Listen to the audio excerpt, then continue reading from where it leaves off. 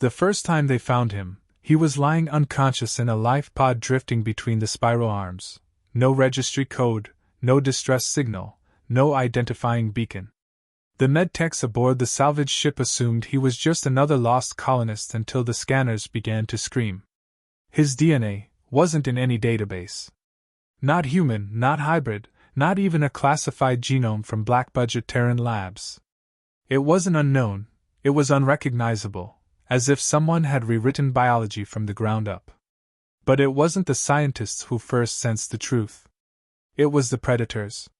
When they brought him through the station's quarantine wing, the two Varco bloodhounds, apex hunters from a death world, collapsed to their knees, whining, refusing to raise their heads in his direction. The station's Croth warden, a reptilian giant bred for violence, instinctively pressed its spines flat and stepped aside without being told. And as the crew watched, confused and unsettled, the lifeless human-shaped figure in the med casket exhaled once, and every predator within 50 meters went perfectly still, as if the oldest law of nature had just been rewritten in the air. If you're enjoying this story so far, make sure to subscribe to Starborn Tales HFY. There's more awaiting you in the dark between the stars. The medics later swore the atmosphere grew heavier when he opened his eyes, not because of gravity but because every instinct in the room demanded silence. His gaze wasn't hostile, but ancient, like something that had watched civilizations rise and fall behind the glass of eternity. They questioned him gently at first, asking his name, his origin, the last thing he remembered. He answered none of it. Instead, he scanned each face as though categorizing them by criteria no scanner could detect. When the station's chief biologist ran a deeper genomic test, the machine crashed 3 times before displaying a single line, response outside evolutionary model. The biologist tried pressing for details, but the stranger tilted his head and asked, in perfect Terran standard, "Why do your predators kneel?" No one had an answer.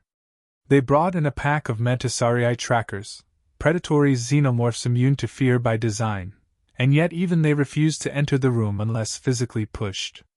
Something older than instinct told them they were standing before a higher-order hunter, something that didn't need claws or fangs to assert dominance. The stranger simply watched the chaos with quiet confusion, as if he didn't understand why nature itself bent around him. And the more they observed him, the clearer one truth became: whatever he was, the galaxy recognized him long before science ever would. They moved him to a secured observation chamber. Though everyone knew the word secured meant nothing, the locks were for their comfort, not his containment. Surveillance feeds showed a man who barely moved, barely breathed, yet every creature with predatory instincts anywhere on the station reacted to him as if he radiated an invisible gravitational pull of supremacy. Even in the lower decks, the Korati void serpents slammed themselves against their enclosures whenever he exhaled, not in aggression but in ritual submission. The station's commander finally arranged a controlled test. They introduced a holosim avatar of a Class V apex predator, an Ulmarian war beast designed to intimidate even armored soldiers. The avatar flickered into existence. The stranger looked at it once. The simulation glitched, distorted, and the AI maintaining the projection shut itself down without warning. The technicians insisted it was a fault, but the logs showed something else.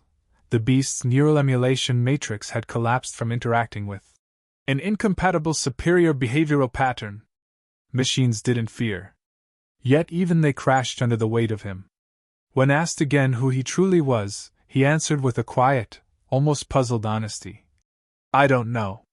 And that scared the crew more than any threat ever could, because if he didn't understand what he was, then whatever force shaped him might not be finished yet.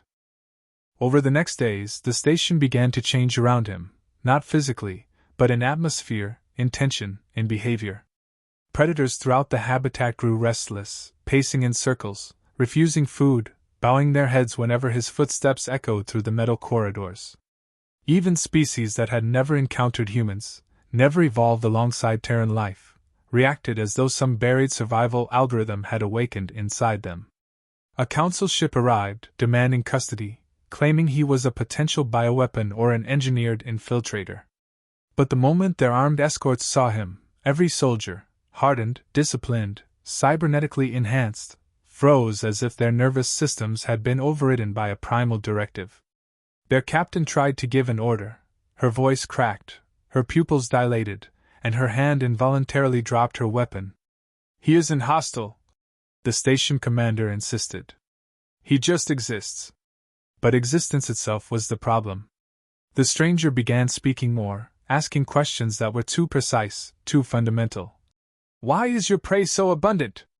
Why do your hunters hunt inefficiently? Why is fear your first strategy?" It was as if he was observing nature from outside of it, looking at life not as an inhabitant but as a designer. And slowly, chillingly, he began to mimic the station's rhythms, its habitats, its inhabitants. Not copying, optimizing. The crew didn't know if they were watching a man learning how to be alive, or a predator learning how to hunt galaxies. The Corsair strike hit without warning, no hail, no demands, just a sudden breach alarm and the guttural roar of hull cutters biting through metal. The station fell into chaos as sirens wailed and emergency shutters slammed down. But before security teams could mobilize, before anyone could even grab a weapon, the stranger simply stood up. Every predator on the station went silent at once. Not scared, anticipating. The cameras caught only fragments of what happened next. The moment the Corsairs forced open the docking hatch, their own attack dogs, the brutal night-fawn beasts they used for boarding, refused to move. They whimpered, collapsed, and crawled backward, desperately trying to retreat into their cages. The raiders themselves froze, their bodies seizing under an instinct older than their species. Then the stranger stepped through the threshold. He didn't attack. He didn't speak. He just looked at them. And every armed pirate dropped to their knees, shaking violently as if their DNA recognized something their minds could not. When the station crew arrived, the battle was over. Not a drop of blood spilled, not a weapon fired. The Corsairs surrendered without conditions, begging to be taken anywhere he wasn't. The stranger stared down at his own hands afterward, confused, almost guilty. "I didn't mean to frighten them," he whispered. "I only reacted to the imbalance." The chief biologist swallowed hard. "What imbalance?" His answer chilled everyone who heard it. "Your galaxy has forgotten its apex. Something made me to remind it." No one knew whether that was a warning, an instinctive truth, or the first clue of a far greater design. But one thing was certain: his arrival wasn't an accident. It was an announcement.